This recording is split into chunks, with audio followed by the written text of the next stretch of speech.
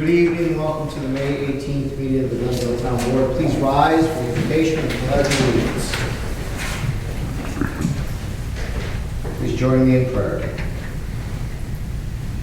Lord, we are meeting today to conduct matters of business. Guide our hearts and our minds in the spirit of fairness, right thought, and speech. Impart your supreme wisdom upon our activities so that our affairs may reach a successful conclusion. Thank you for being our source of guidance today. Amen. I pledge allegiance to the flag of the United States of America and to the republic for which it stands, one nation, under God, indivisible, with liberty and justice for all. Please call the roll. Let the record show Councilman Martin is absent. Councilman Fitterani? Here. Councilman Blunt? Here. Councilwoman Wozzachowski? Here. Supervisor Cassidy? Here, we started off with a very short agenda. There's been 5 add-ons since, which were not published. So just to go over them quickly, if you have the agendas from up front, you'll see after new business, we have 5 add-ons. We'll actually move the add-ons above new business. The first add-on is a resolution approving an application for an outdoor permit for VHBL BPA Annual Flag Day Parade. We also have an add-on number 2, appropriating $2,600 for the preparation of map plan and report for proposed sewer district. Add-on number 3, we have a resolution authorizing the supervisor to send a letter to the safety village of the capital region expressly providing that the town board's prior letter of intent to lease be revoked.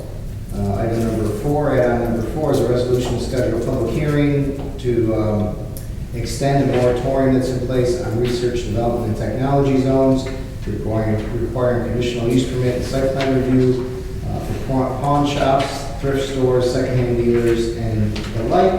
And the 5th add-on is similar, a resolution calling for a public hearing to consider a proposal of the law imposing a temporary moratorium on permits for projects in rural, residential, and agricultural zones. So those are the add-ons.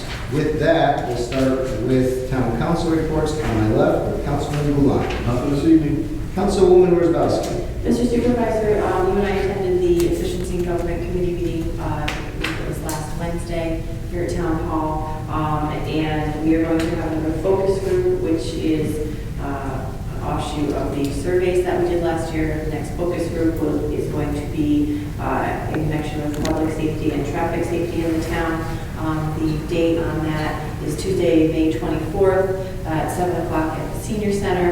It is open to town residents who would like to come. We do have, we are currently selecting the panel for the conversation, but any town resident is an open meeting, any town resident is open to come and to hear what the discussion is with regard to that. That's it. Thank you. Councilman Fitterani. No report. Excellent. Move on to privilege of the floor. We have 2 folks signed up. After the 2 folks, if anyone else wishes to be heard, just raise your hand and we'll invite you to the podium. We ask that you state your name and address for the record. And the first name I have is Jonathan Sides. Hi, how are you folks doing this evening? If you'd like to go to the podium. Sure. And again, just state your name and address for the record. Absolutely. My name is Jonathan Sides. I live at 366 Church Road. There are a couple of things I'd like to address.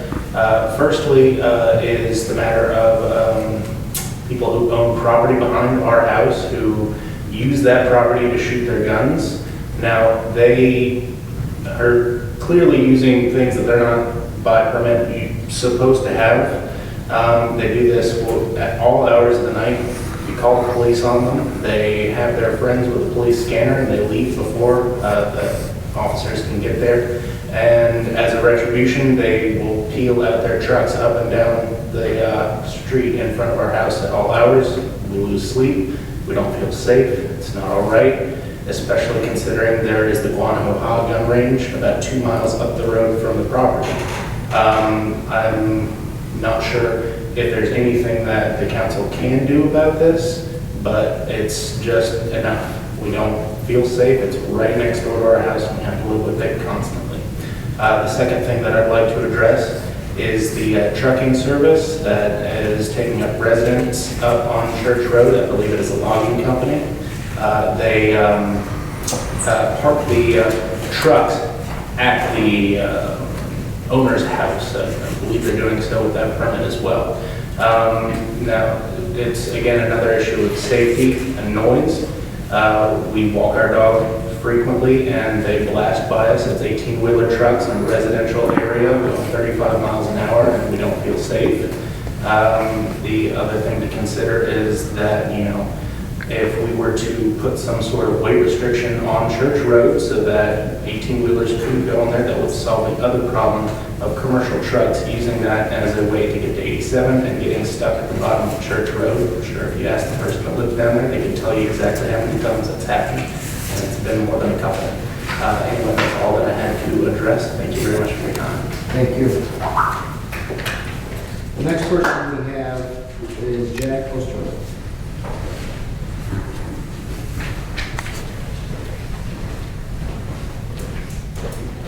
Good evening, all. Again, my name is Jack Osterlitz. I live on Church Road. First, I'd like to thank the board for reciting the Pledge of Allegiance. This vet appreciates it, and I thank you guys for that. And in advance, I'd like to thank you for listening to our plight. I'll be brief. I'm here this evening with some of my neighbors who, like me, are, I'm afraid to say, refugees from Church Road. We're here to beg you to enforce the codes that prevent the operation of commercial businesses in residential zone areas. Specifically, the DNL Tree Service and Logging Company that operates with impunity. And I have to underline impunity. It's been going on for over 4 years. And they work out of the Church Road address, as Dave just mentioned. They use trucks that run the gamut from 24-wheel tandem logging trucks, large cranes, 6 and 8 ton trucks, to trailer toting rack trucks, in addition to 10 to 15 employees. Those trucks operate all day, every day, and into the evening hours. The inability of the town to stop this travesty has resulted in 3 families being forced to sell their homes. One family, Chris, that you're aware of, who moved from Scotia to a house directly across from DNL's roadway before DNL arrived, only wanted to provide a better environment for their family of 4 children, which consisted of an autistic child and one with asthma, and a decent environment to grow up in. One child was soon attacked by a pit bull. Kid was probably 5 years old. And it belonged to one of DNL's employees. Because of the dust, diesel exhaust, and constant noise, they built a fence to try to shield their family from this danger. After 4 years of this assault and failure of the town to stop this activity, they were forced to move, selling their house, and I emphasize, selling their house at a loss. All because the town has failed to uphold its laws, its own laws. And I'm sorry to say it violated its code of ethics in the process. That failure has also resulted in a devaluation of every home on Church Road. It has also compromised the safety of everyone who lives on and uses the road to walk on or ride bikes on. Just this morning, I saw down the road neighbor walking her baby, okay, and these blankety-blank trucks are bombing down the road. I mean, like, come on. So anyway, it's degraded our quality of life and our health as they pollute the air with noise from diesel exhaust. Try walking on the road. Try it. One of these fleet of logging trucks goes running down the road. The last 4 years of this travesty has seen DNL be granted postponement after postponement, followed by 4 years now, 1 6-month cease and desist order. And Mike, I think you can attest to that. And that was really never fully honored. Sure, they moved their operation to Sunnyside Road, they went out the back way, but they still operated there. And then they started all over again. And I hope you guys will agree that this can has been kicked down the road way, way too far. So, I grew up in Glenville. Sadly, I'm seeing it it's death by 1,000 cuts. I'm 80 years old.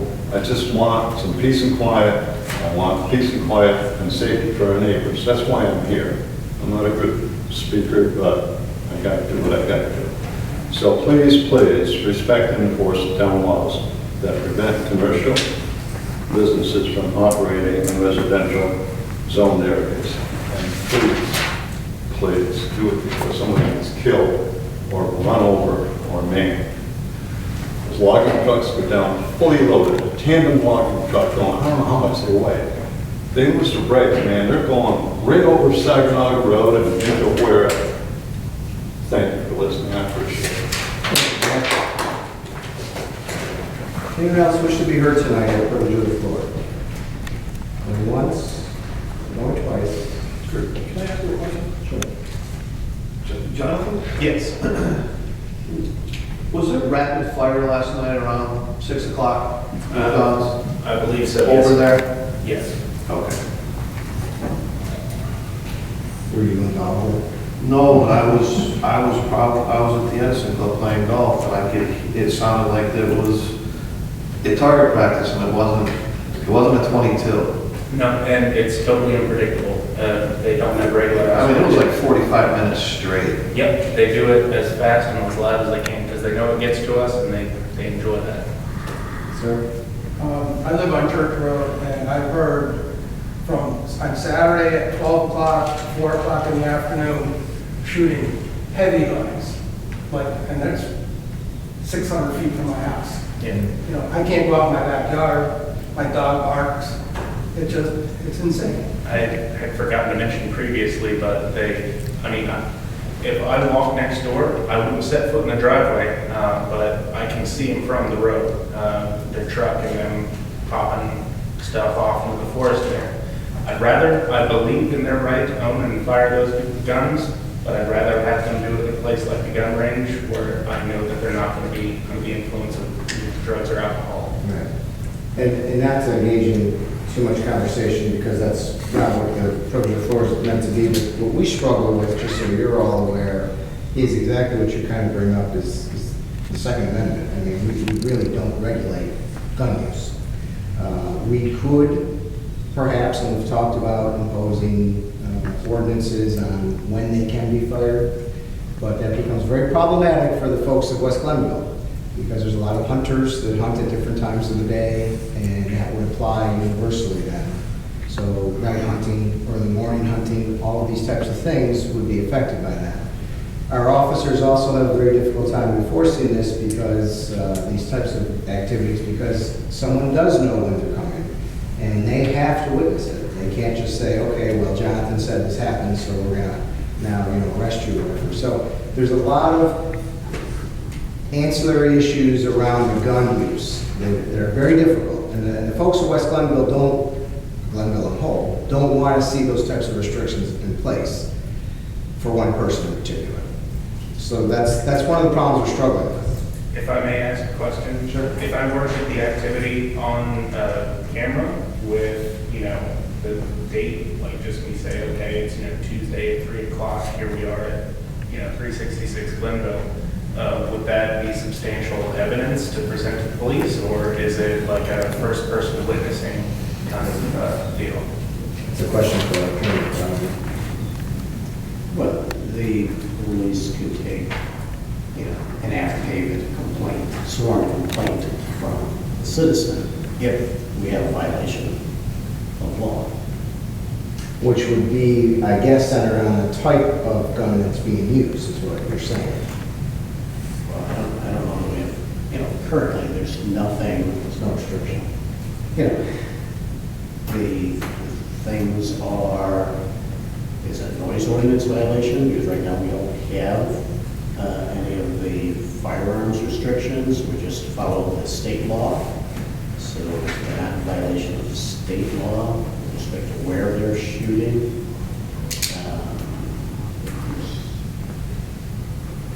There's not a whole lot, it's really one or the other. There are very few restrictions on this. None of them are town related. Right.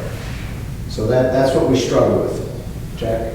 Yeah, I'm sorry, but what the dickens is wrong with harassment or disturbing the peace? I'm a hunter, I'm a gun owner, I do it responsibly. These guys are totally and absolutely irresponsible. They're firing right up the road towards where people are, kids are playing, like, come on.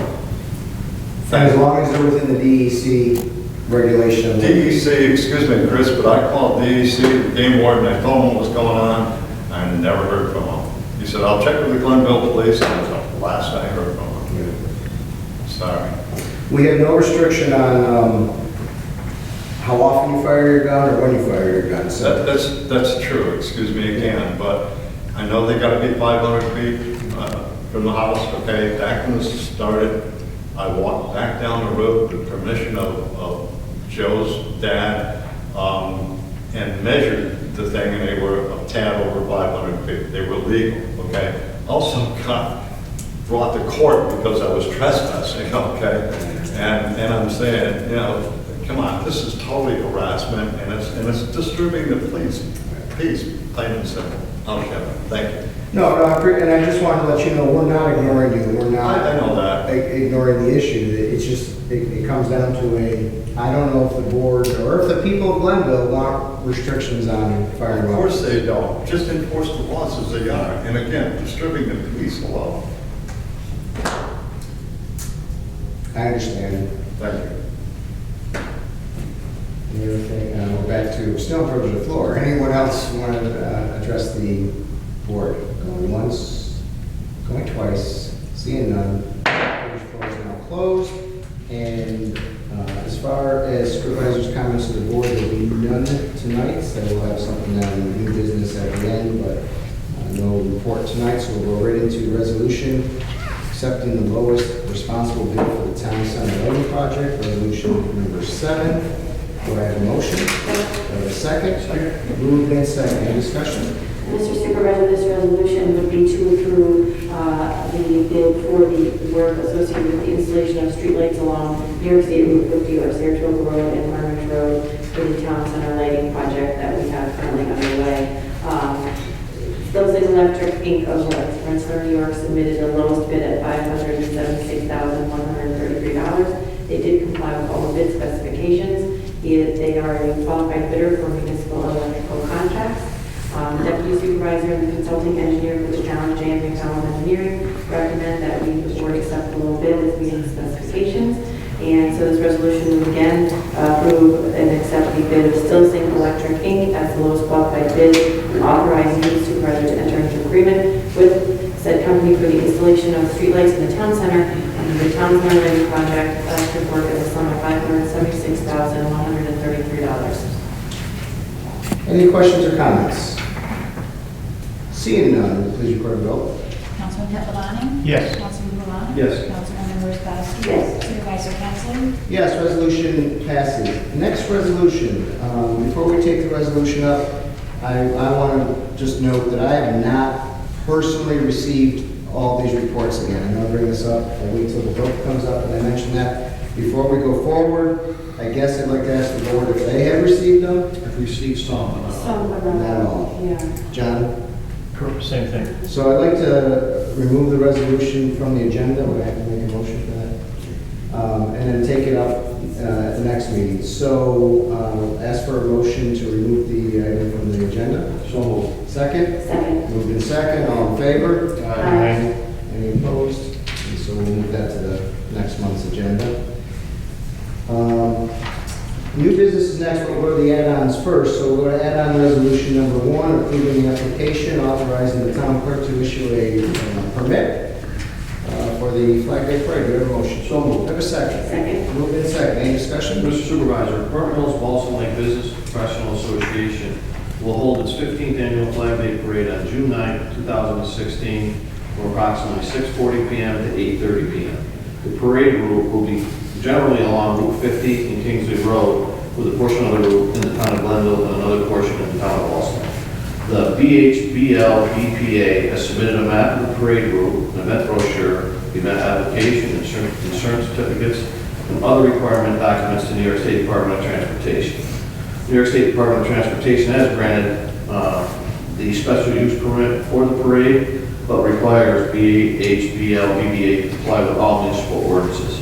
The code of the town of Glenville requires a permit for outdoor public exhibitions and entertainments, and the amount therefore is established by Chapter 139 of the code in the sum of $150. Whereas the code of the town of Glenville states no fee shall be charged if the applicant shall be a religious or charitable organization. VHBL VPA Flag Day Parade serve the general educational and community purpose. Therefore, be resolved, Town Board, Town of Glenville hereby approves the application. Any questions or comments? Seeing none, please record the roll.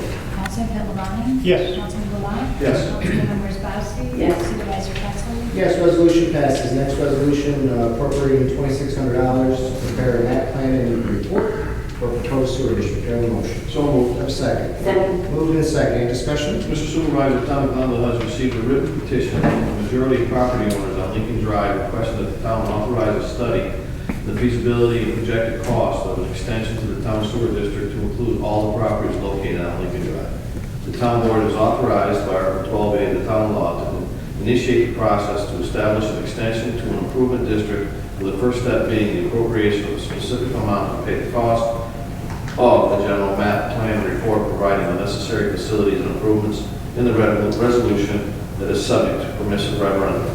The town board is further authorized to determine that such map plan report shall be prepared by or under the supervision of town officers or employees by persons under contract with the town. The engineering firm of MJ Engineering serves as town designated engineer and is capable of preparing such map plan and report under the supervision and the assistance of the town commissioner of public works and deputy commissioner of public works. MJ Engineers estimates the cost to prepare the map plan and to support the aforementioned extension of the sewer district for a cost not to exceed $2,600. Any questions or comments? Seeing none, please record the vote. Councilman Pedalani? Yes. Councilman Blunt? Yes. Councilwoman Wozzachowski? Yes. Supervisor Pettsley? Yes, resolution passes. Next resolution, add-on resolution 3, authorizing the supervisor to send a letter to the safety village revoking the board's letter of intent. Do I have a motion? So moved. A second. Second. Moved in second. Any discussion? Mr. Supervisor, the town of Glenville owns certain real property commonly known as 1725 Lye Road Extension, consisting of approximately 11.6 acres. The Safety Village of the Capital Region, a New York not-for-profit corporation, approached the town with a plan to lease the site for a Safety Village project wherein children would receive training in pedestrian, bicycle, school bus, railroad crossing, stranger awareness, and fire safety, all of which appear to be public purposes for which the property was acquired and is well suited. The Safety Village has now determined to work on locating a Safety Village project on another site within the county and will not be utilizing the Bly Road Extension site.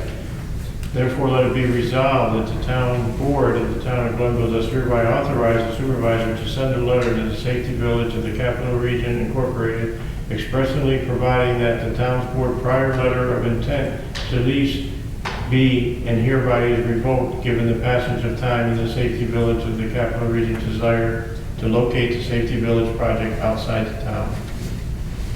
Any other questions or comments?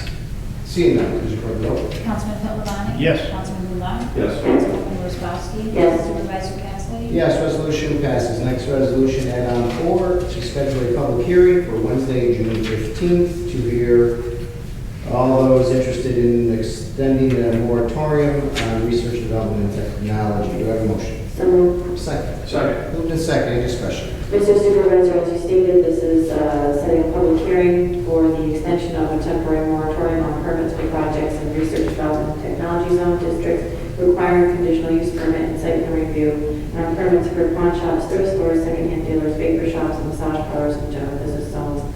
Public hearing is going to, with this resolution, would be set for 7 p.m. on June 15, 2016, here at the Glenville Municipal Center at 18 Leverage Road. You said baker shop. I heard bakery shops. You said bakery.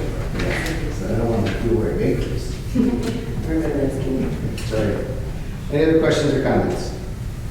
Seeing none, please record the vote. Councilman Pedalani? Yes. Councilman Blunt? Yes. Councilwoman Wozzachowski? Yes. Supervisor Pettsley? Yes, resolution passes. Next resolution to also schedule a public hearing on June 15th To hear those interested in consideration of the proposed local law imposing a temporary moratorium or extending it on rural residential and agricultural zones. Do I have a motion? So moved. Do I have a second? Second. Moved and second, any discussion? Mr. Supervisor, this is supposed to be scheduled for public hearing, and it said extending a temporary moratorium on permits for projects in rural residential and agricultural zone districts requiring conditional use permits and a site plan review. This said a hearing will be set for 7 p.m. June 15th, 2016, here at the Platteville Municipal Center. Any other questions or comments? Seeing none, please record the vote. Councilman Pittavani? Yes. Councilman Luan? Yes. Councilwoman Wozzachowski? Yes. Supervisor Kessler? Yes, resolution passes. And now we're on to item number 9 on the agenda, which is new business. I'll start on my left with Councilman Blunt. Just two quick things, Mr. Supervisor. The dog park looks awesome, and it looks like it's getting a lot of activity. And the Cole building has now come down on Freeman Good Road. Right. Now we gotta get that concrete Yep. out of there. Councilwoman Wozzachowski. I have nothing new. Councilman Pittavani. Just a reminder, 1 week from tonight, the Scotia Glenville Memorial Day Parade in the village kicks off about 6:10. Awesome time. Excellent. Thank you. And two quick things, actually one really, but to piggyback on Councilman Luan, I want to thank Linda Niels and her staff, Julie Davenport, on all the increased activity going on around that dog park. You provided us with a report, which I don't have at the top of my head, but we've seen a big triple in new licenses, because you need a license to use the park. But not only has the licenses tripled, but then all the permits to use the park have been issued as well. Yeah, so that's pretty nice.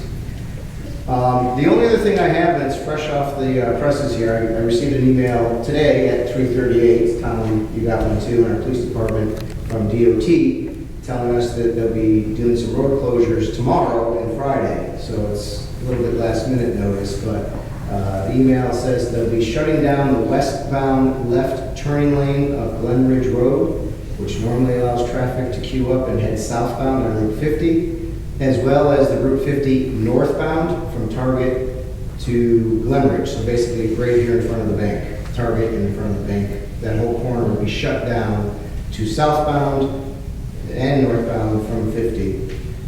This is, they say, necessary, but they do expect backups along Glen Ridge in particular. To limit the impact on school traffic and morning commuters, this will not take place until 9 a.m. However, due to the nature of the work, the closure will possibly remain into the evening, but no later than 6 p.m. on both nights. There'll be flaggers as well, and they will give priority to emergency vehicles that need to pass. So just be aware that there'll be some of these issues right here in Glen Ridge and Route 50 the next 2 days.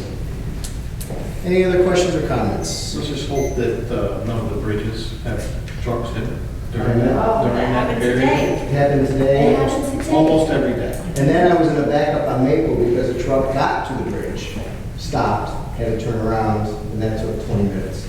It's unbelievable. And it's not that there's not a lot of signs. There's a lot of No, signs. it's people, the drivers are not paying attention, they don't know how tall their vehicles are. GPS. But the driver should know, it's part of DOT that if you are a commercial driver, you have to know how tall your vehicle is. You can't guess. It's kind of the law, so. So with no other business, I'll take a motion to adjourn. So moved. Second, Second. moved in second, all in favor? Aye. Any opposed? We're adjourned.